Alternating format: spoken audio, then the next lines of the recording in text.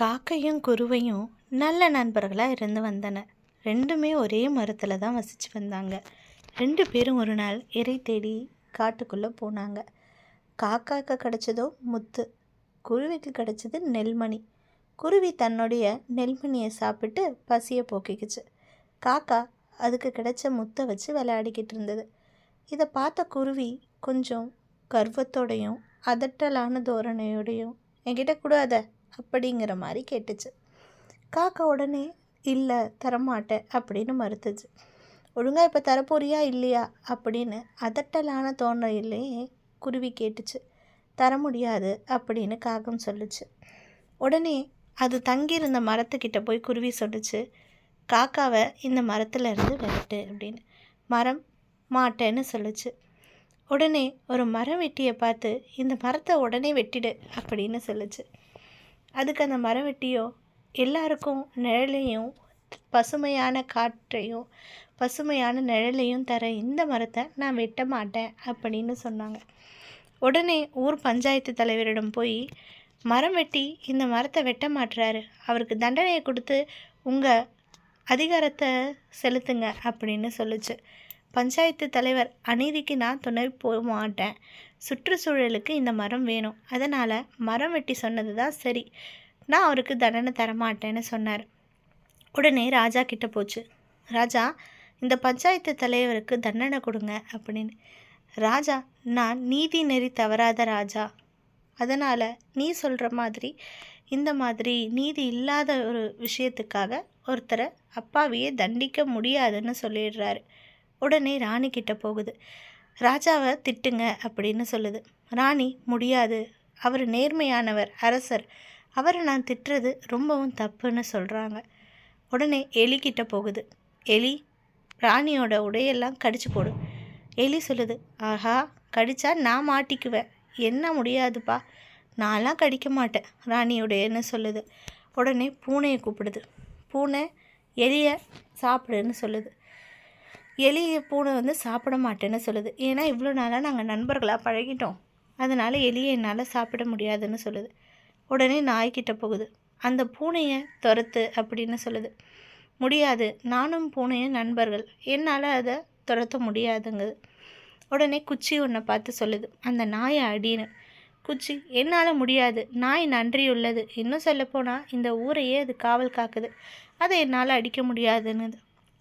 உடனே நெருப்பை பார்த்து சொல்லுது, நெருப்பு, அந்த குச்சியை எரிச்சிரு, தேவையில்லாமல் நான் எதுக்கு ஒருத்தருக்கு அநீதி செய்யணும், முடியாதுங்குது நெருப்பு. உடனே கடல்கிட்ட போகுது. கடலே, அந்த நெருப்பை அணைச்சிடு அப்படின்னு சொல்லுது. அதுக்கு கடல் சொல்லுது, அது எல்லாருக்கும் நல்லது தானே செய்யுது அந்த நெருப்பு, அதை எதுக்காக நான் அணைக்கணும், முடியாது அப்படிங்குது. உடனே யானைக்கிட்ட போகுது. யானை, யாரே, அந்த கடலை குடிச்சிடுங்க அப்படின்னு சொல்லுது. எதுக்காக கடல் தண்ணியை நான் குடிக்கணும், அதுக்குள்ளே எவ்வளோ உயிரினங்கள் இருக்குது, அதெல்லாம் என்னால் முடியாது, அவங்களுக்கு நல்லது வேணும் இல்லையா, அதனால் நான் கடல் தண்ணியை குடிக்க மாட்டேன் அப்படின்னு சொல்லுது. உடனே என்ன பண்ணுறாரு, யானையை பயமுறுத்துறதுக்காக அந்த குருவி ஒரு எறும்பு கிட்ட போகுது. எறும்பு, அந்த யானையை கடி அப்படிங்குது. எறும்புக்கு யானை மேலே கொஞ்சம் நாளாக கோவம், அதனால் இதுதான் சந்தர்ப்பம்னு யானையை கடிக்க போகுது. உடனே பயந்த யானை என்ன பண்ணுது, கடல் தண்ணியை குடிக்க போகுது. கடல் தண்ணி பயந்து நெருப்பு அணைக்க பார்க்குது. நெருப்பு பயந்து குச்சியை எரிக்க பார்க்குது. குச்சி பயந்து நாயை அடிக்க வருது. நாய் பூனையை துரத்துது. பூனை எலியை துரத்துது. எலி ராணியோட உடைகளை கடிக்குது.